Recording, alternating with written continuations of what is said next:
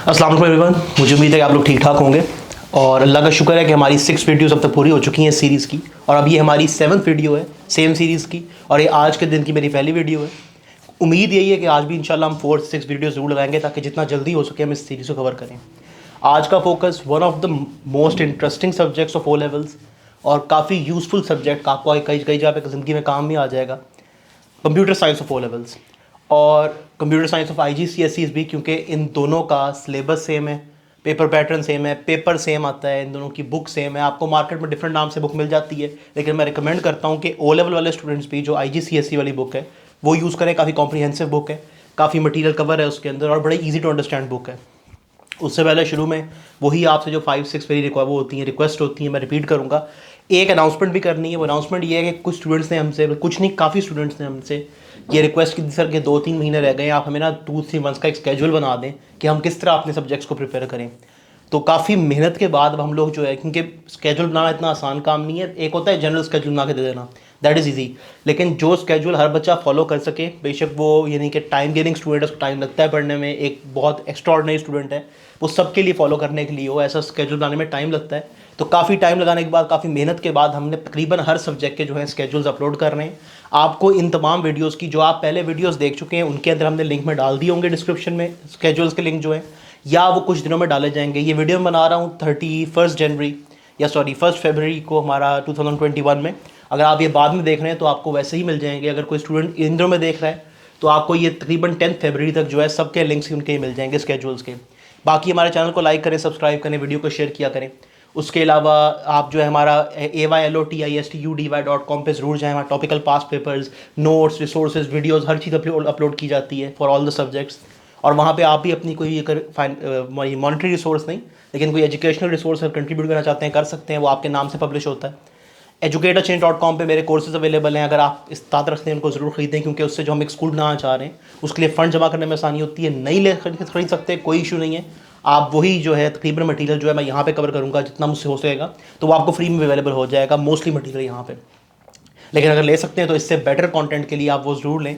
They are quite good courses और मैं उन पर बड़ी मेहनत कर रहा हूँ इस टाइम, जो हमारे इस वक्त स्टूडेंट्स हैं वहाँ पे। उसके अलावा आप हमारा फेसबुक ग्रुप जो है, इसका लिंक आपको मिल जाएगा डिस्क्रिप्शन में, उसको ज़रूर ज्वाइन करें। ज़रूरी ग्रुप है, उसमें हम बहुत सारे रिसोर्सेज शेयर करते रहते हैं। वहाँ मैं खुद भी अवेलेबल होता हूँ क्वेश्चंस को आंसर करने के लिए। That is easier for me to answer questions instead कि आप लोग कहीं और पूछ रहे हो क्वेश्चंस को, तो मेरे लिए वहाँ पे थोड़ा ईजी हो जाता है आंसर करना। सो ये कुछ आपसे रिक्वेस्ट हमेशा मेरी होती हैं और मेरी आपसे आज भी यही रिक्वेस्ट है कि इनको ज़रूर फॉलो करिएगा। अब आ जाते हैं हमारे सर आज के कंटेंट पे। Computer science of O levels, इसको मैंने थोड़ा सा लेट, या IGCSE को थोड़ा सा लेट इसलिए बनाया वीडियो को क्योंकि इस पर्टिकुलर सब्जेक्ट के लिए आपको पेपर की डिवीजन समझ आना ज़रूरी है। अगर पेपर की डिवीजन समझ आएगी तो आप इसकी तैयारी कर सकते हो अच्छे तरीके से। आपके 2 पेपर हैं, पेपर 1 हो गया, पेपर 2। पेपर 1 आपका थ्योरी का पेपर है, बिल्कुल सिंपल अल्फाज में कहूँ तो वो आपका मेमोराइजेशन का पेपर है, याद करने का पेपर है। और पेपर 2 जो है वो आपका प्रैक्टिकल पेपर है। उसमें बेनी इन सेंस क्या आपने अपने नॉलेज को अप्लाई करना होता है गिवन सिचुएशन में, कंप्यूटर नॉलेज को। दोनों पेपर्स का जो सिलेबस है वो डिफरेंट है, ठीक है, एक ही बुक है, लेकिन मकसद ये है कि आपके सिलेबस की डिवीजन डिफरेंट है। तो मैं आपको दोनों की जो तैयारी है उसका तरीका बता रहा हूँ। इसमें आपने एक कॉमन मिस्टेक जो स्टूडेंट्स करते हैं वो ये होती है कि वो स्टार्ट करते हैं प्रिपरेशन को अपने प्री रिलीज़ मटेरियल से। और एक बड़ा कॉमन हमारा वहाँ पे, यानी कि हमारे उसमें एक कॉमन तरीका ये है कि हम प्री रिलीज मटेरियल का किसी टीचर का या ट्यूटर का दिया हुआ जो सोल्यूशन होता है उसको रट्टा मार लेते हैं, और इसकी वजह से बहुत सारे स्टूडेंट्स का ग्रेड ख़राब होता है। ये बड़ा कॉमन मिसकंसेप्शन है कि प्री रिलीज मटेरियल को अगर आप रट्टा मार लेंगे तो आपका जो है पेपर अच्छा हो जाएगा। ये पर्टिकुलर पेपर ख़राब होने की वजह ही ये होगी कि आपने प्री रिलीज मटेरियल को मेमोराइज़ किया, ठीक है। सेकेंड चीज़ जो आपने याद रखनी है वो ये है कि आपने फॉर ओ लेवल्स या IGCSE आप प्रोग्रामिंग लैंग्वेज ज़रूर चूज़ कर सकते हैं, उन्होंने आपको मना नहीं किया। लेकिन आप एट द सेम टाइम चाहो तो सूडो कोड भी यूज़ कर सकते हो, इसको सीडो कोड कहते हैं कुछ लोग, या आप फ्लो चार्ट भी यूज़ कर सकते हैं। इस लेवल पे मैं आपको रिकमेंड ये करूँगा, क्योंकि ओ लेवल पे बहुत सारे सब्जेक्ट्स आपने डील करने होते हैं। अगर आप कंप्यूटर साइंस ले रहे हो तो आपके साथ हो सकता है 5 या 6 सब्जेक्ट्स आप और डील कर रहे हैं।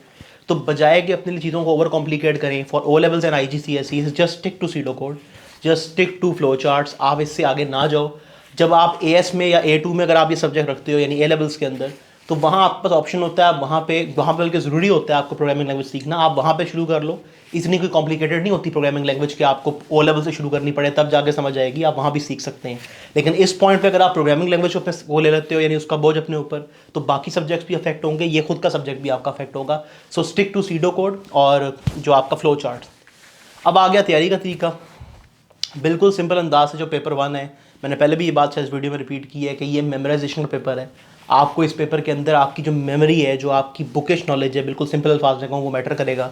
रीज़न ये है कि पेपर पूरा बुक से आता है। इस पेपर में सिर्फ एक टाइप का क्वेश्चन है जो बुक से नहीं आएगा, वो है जहां आपने ये different type of number systems की कैलकुलेशन करनी होगी, binary to denary, denary to hexadecimal, hexadecimal to denary, इस तरह की जो कैलकुलेशंस है वो भी तकरीबन बुकिश नॉलेज है, क्योंकि आपको तरीका बुक में बताया हुआ है पूरा उसका। लेकिन ये कि एक ये हो गया, और एक आपका जो वॉन न्यूमन मॉडल है या कंप्यूटर आर्किटेक्चर का मॉडल है, उसमें कुछ हद तक ऐसे क्वेश्चंस आ सकते हैं जहां आपको आउटसाइड द बुक सोचना पड़े, यानी जो नॉलेज आपने पढ़ा है उसको अप्लाई करना पड़े। उसके अलावा मोस्टली कंटेंट आपके पूरे यानी उसका पेपर 1 का वो बुकिश नॉलेज है। स्टूडेंट्स यहाँ आर्ग्यू करते हैं कि सर जो हमारा लॉजिक गेट्स का चैप्टर है वो बुकिश नॉलेज नहीं है। मकसद ये है कि देखो यार, लॉजिक गेट्स के अंदर भी अगर आपको उसकी जो बुक में टाइप्स बताई हुई हैं उनकी एप्लीकेशन आती है, और आपको ये पता है कि जो डिफरेंट लॉजिक गेट की टाइप्स हैं उनको आपने कंबाइन करके डिफरेंट गेट किस तरह बनाने हैं, तो वो भी आपका टू द बुक नॉलेज है। उसमें आपको आउटसाइड द बॉक्स नहीं सोचना पड़ता, ठीक है। और ना ही ओ लेवल की सतह पे, IGCSE की सतह पे इतना मुश्किल होता है ये आपका लॉजिक गेट्स वाले क्वेश्चंस। तो कहने का मकसद ये है कि हमारा फोकस रहेगा बुक के ऊपर इस चीज़ में फॉर पेपर 1। तैयारी का तरीका मैं हमेशा मोस्ट सब्जेक्ट्स के लिए ये रिकमेंड करता हूँ कि आप जब स्टार्ट करो, अभी पेपर 2 को हाथ ना लगाएं।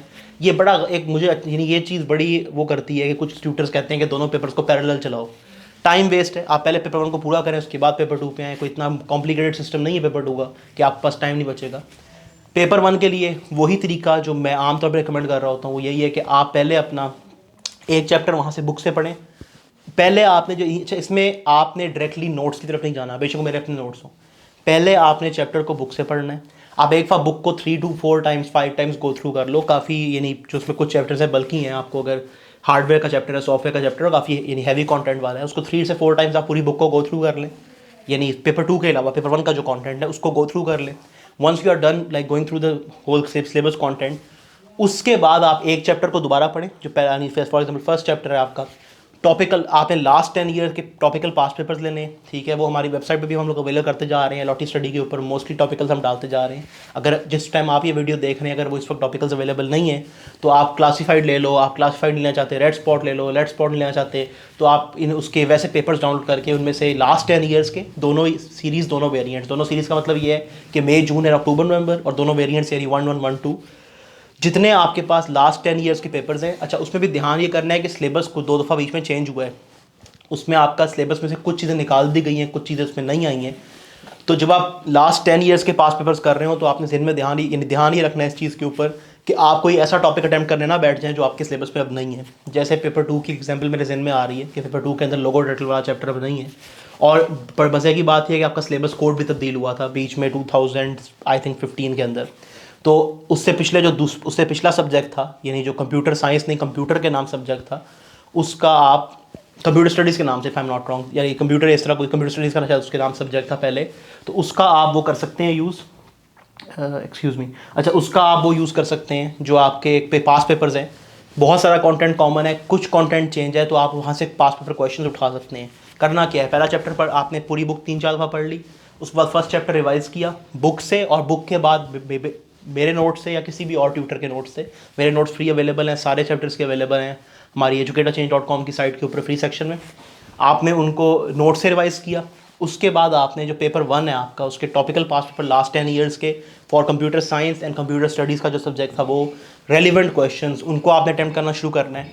अगर कोई क्वेश्चन, हर क्वेश्चन को आपने मार्किंग स्कीम से चेक करना है। अगर कोई क्वेश्चन आपका गलत हुआ है तो उसका उसी वक्त जो है आंसर किसी नीट रजिस्टर में लिखो, आंसर सही क्या था, गलत क्या किया था, अपनी गलती भी लिखो, क्योंकि अगर आपको गलती पता नहीं होगी ना, जब आप रिवाइज़ कर रहे होगे आपको लगेगा मैंने सही कर लूँगा। अपनी गलती लिखें कि आपने क्या गलती की थी, उसका सही तरीका क्या था करने का, सही आंसर क्या था, वो सब कुछ आप नोट डाउन करें। उसको नोट डाउन करने के बाद लास्ट 10 ईयर्स के जो आपके टॉपिकल पास्ट पेपर हैं आप इस तरह करें। फिर आप नेक्स्ट चैप्टर पे मूव कर जाएं, चैप्टर 2 के ऊपर, उसको इस तरह ही उसको नहीं पहले बुक से पढ़ें दोबारा, फिर आप नोट से पढ़ें, उसके बाद उसके टॉपिकल पास्ट पेपर्स करें, उनकी गलतियाँ लिखें, फिर आप पेपर जो चैप्टर 1 था उसकी गलतियों को दोबारा एक बार देख लें या अटैम्प्ट कर लें जो आपने क्वेश्चन गलत किए थे या मुश्किल लगे थे। रीज़न ये कि सिलेबस का पेपर 1 का कंटेंट बहुत ज़्यादा है, जब तक आप लास्ट चैप्टर पे आओगे पहला चैप्टर भूल चुका होगा अगर आप उसको रिवाइज़ नहीं कर रहे। इस तरह कर करके आपने पेपर 1 को रिवाइज़ कर लेना है, पूरा पूरा तैयार कर लेना है। एक दफ़ा जब आपका पेपर 1 पूरा तैयार हो गया, अब आपने पेपर 1 के ईयरली पेपर शुरू कर देने और पेपर 2 पे आ जाना है। पेपर 2 में हम लोग जो पहला क्वेश्चन है, कंपलसरी क्वेश्चन है, उसको बाद में हाथ लगाएंगे। पहले हम आ जाते हैं बाकी कंटेंट के ऊपर। एक क्वेश्चन आपका डेटाबेसेस से आता है। एक बड़ी कॉमन मिसकंसेप्शन जो स्टूडेंट्स को डराती है वो ये होती है कि डेटाबेस के क्वेश्चन में हमें फार्मूला कौन बताएगा। Computer science of O levels या IGCSE के अंदर जो भी उसने आपसे फार्मूला पुट करवाना होगा ना, except for the very basic formula है, वो आपको ऊपर उसकी एग्जाम्पल करके दिखाएगा। वो आपको बताएगा कि ये पहला मैं खुद करके दे रहा हूँ, इस तरह आप नीचे करना है, ठीक है। जो बेसिक फार्मूला है वो आपको ऑब्वियसली याद करने चाहिए, आपको पता होने चाहिए किस तरह अप्लाई होते हैं। वो बहुत बेसिक से आसान है, लेफ्ट से लेफ्ट हो गया, राइट से राइट हो गया, इस तरह के तरीके से। पहले डाटाबेस का चैप्टर उसको यानी उसकी बेसिक्स पढ़ लें बुक से, फिर नोट्स से, उसके बाद उसके टॉपिकल पास पेपर्स करें, उनमें अपनी गलतियां लिखें और वहाँ से अपने खुद के नोट्स भी बनाएं जो चीज़ें आपको भूल जाती हैं बार बार वो। उसके बाद एक आपका चैप्टर है ट्रेस टेबल वाला, उसको बहुत ज़्यादा अटैम्प्ट करें क्योंकि उसमें बच्चों का इशू ही आता है कहाँ से जीरो से स्टार्ट करना है, कौन सी लाइन में पहली वैल्यू लिखनी है, कौन सी लाइन में आखिरी वैल्यू आएगी। ये जितने क्वेश्चन आप अटैम्प्ट करोगे उतना आपको समझ आएगा। उसके बाद एक क्वेश्चन आपका ज़रूर आएगा, उसके अंदर मोस्टली आ जाता है कि लूप चेंज करना होता है। वो आपको एक लूप दे देता है, वो आपको बता देगा, फॉर एग्जांपल फॉर लूप में एक चीज़ दे देगा, ओके इसको वाइल में करो या इसको उसमें करो, जो आपका रिपीट लूप है। इन लूप्स के बेसिक डिफरेंसेस जो हैं वो मैंने अपने एजुकेटर चेंज के फ्री सेक्शन में अपलोड कर दिए कि इनमें बेसिक डिफरेंसेस होते क्या हैं और किस तरह आप उनको कन्वर्ट करते हैं। बिल्कुल सिंपल अंदाज से बताना चाहूँ तो यूँ कह सकता हूँ कि उनमें बेसिकली काउंटिंग की या तो स्टाइल का फ़र्क मिलेगा आपको, जैसे फॉर लूप में और बाकी दो लूप्स में, और बाकी दो लूप्स के अंदर बिटवीन जो है वो कब काउंट कर रहा है ये फ़र्क मिलेगा, ठीक है। जैसे वाइल एंड वाइल के अंदर वो कहाँ काउंट कर रहा है ये चीज़ मैटर करती है, और रिपीट उसके अंदर अनटिल के अंदर वो कहाँ काउंट कर रहा है ये चीज़ रिपीट करती है। ये जितने आप क्वेश्चन करोगे आप समझ आते जाएंगे। इसके अलावा अगर पेपर 2 का कोई चैप्टर रह गया है तो उसको पहले अटैम्प्ट करें, जो उसका कंपलसरी पार्ट है तो बाद में आए। अब इस पॉइंट पे आप पेपर 1 के टॉपिकल पास पेपर्स यानी ईयरली पास पेपर्स कर रहे हो, टॉपिकल कर चुके हो, आप पेपर 2 के बहुत सारे क्वेश्चंस कर चुके हैं लास्ट 10 ईयर्स के, उसके अंदर सिवाय अब सिर्फ आपका मेन पार्ट रह गया, बाकी आपने ये जो बाकी टॉपिक्स हैं तैयार कर लिए हैं। जो कंपलसरी पार्ट होता है उसके अंदर भी सिर्फ आपके 7 to 8 मार्क्स जो होते हैं वो होते हैं अनसीन चीज़ के, बाकी आपका वही कॉमन नॉलेज चल रहा होता है। जैसे वो आपसे एरे डिक्लेयर करवाएगा, एरे की डिक्लेरेशन अगर आप एक बार सही तरह सीख लेते हो फिर वो कोई भी क्वेश्चन दे दे आपको एरे की डिक्लेरेशन आती होगी। अभी आपने प्री रिलीज मटेरियल नहीं खोलना, अगर आपने खोल लिया तो आप सब कुछ भूल जाओगे पेपर में। अगर उसने आपको थोड़ा सा सिनेरियो डिफरेंट कर दिया जो आपको, क्योंकि कभी प्री रिलीज मटेरियल एक्चुअल आपसे अटैम्प्ट नहीं करवाता, वो कहता है कि अब ये मटेरियल आपने अटैम्प्ट नहीं करना, अब आपने इस तरह कोई डिफरेंट उससे चीज़ करनी है जो उससे रिलेटेड थोड़ी सी रिलेटेड है लेकिन वो एक्जैक्ट चीज़ नहीं है। तो पहले आपने एरे की डिक्लेरेशन सीखनी है, ठीक है, उसके कुछ पास पेपर क्वेश्चन करके देखें आपको समझ आ जाएगी। उसके बाद 10 साल के बेशक ना करें अब इस पॉइंट पे, लेकिन ये है कि आप उसके वो करके देखें टाइप ऑफ एरर्स जो होते हैं, ठीक है, type of data basically normal data, extreme data, जो आपका एरोनियस डाटा, ये सारा कुछ अपने उसके ऊपर अपने लिखे हुए उसके ऊपर कोड को आपने कमेंट किस तरह करना है एफिशिएंसी के लिए, ये करने का तरीका आपको पास पेपर क्वेश्चन से आएगा, आपके टीचर के दिए हुए प्री रिलीज मटेरियल के सोल्यूशन से नहीं आएगा। जब आप ये चीज़ें तैयार कर लोगे फिर आपने प्री रिलीज मटेरियल पे आना है, उसको सॉल्व करना शुरू करना है, उसको सीखना शुरू करना है। इससे होता क्या है, इस पूरे प्रोसीजर में जब आप फॉर लूप, वाइल लूप वो वाली चीज़ कर रहे होगे, या आप कर रहे होगे जो आपके ट्रेस टेबल हैं उसके लिए, सॉरी ट्रुथ टेबल जो है आपका, उसके लिए जब आप ये सब कुछ कर रहे होंगे तो आपका फ्लो चार्ट तैयार हो चुका होगा बिल्कुल स्ट्रांगली, आपका सूडो कोड तैयार हो चुका होगा स्ट्रांगली। क्यों? क्योंकि आपको जब लूप वाला क्वेश्चन करोगे पूरा सूडो कोड सीखना पड़ेगा, क्योंकि उसमें हमारे ओ लेवल की सतह पे, IGCSE की सतह पे सबसे जो मुश्किल चीज़ है वो या लूप्स हैं या एंड जो आपका एल्स वाला यानी डिसीजन वाला सिचुएशन है।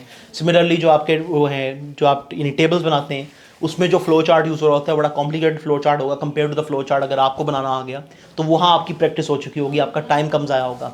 एक चीज़ का फ़ायदा आपको ये हो गया। दूसरा फ़ायदा क्या है कि इसमें अब आपका बाकी सारा कुछ तैयार है, अब आप रह गए हो at the no risk game के ऊपर। अगर आपका फ़र्ज़ करो ये कंपलसरी पार्ट थोड़ा सा ऊपर नीचे हो भी जाता है तब भी आपका स्टार पक्का है, काम ख़राब नहीं होगा, ठीक है। अब आ गए आप जो, अब आप प्री रिलीज मटेरियल जो है उसको खोलें, उसको अटैम्प्ट करके देखें, ठीक है। आप डिफरेंट लोगों के सोल्यूशंस भी देखें लेकिन उनको रट्टा ना मारें। अगर उनको रट्टा मार लोगे एग्जाम में कभी फ़ायदा नहीं होगा आपको। उनको यानी उनको समझें कि उन्होंने क्या किया हुआ है। और मैं फिर वही कहूँगा कि सूडो कोड फ्लो चार्ट पे फोकस करें, बल्कि सूडो कोड पे ज़्यादा फोकस करें, प्रोग्रामिंग लैंग्वेज पे इस पॉइंट पे फोकस ना करें, वो बहुत ओवर कॉम्प्लिकेट कर देती है चीज़ों को। और सिंपल रहें। आप एक मार्किंग स्कीम में देखें कि उन्होंने पिछले पेपर्स के अंदर मार्किंग स्कीम में एग्जामिनर ने कितना एक्सप्लेन किया हुआ है for O levels and IGCSEs। आप ए लेवल में नहीं हो कि जहाँ आपने बहुत डिटेल कोड लिखना है, सिंपल कोड होता है, ठीक है। उसके सिनारियोस करके देखो।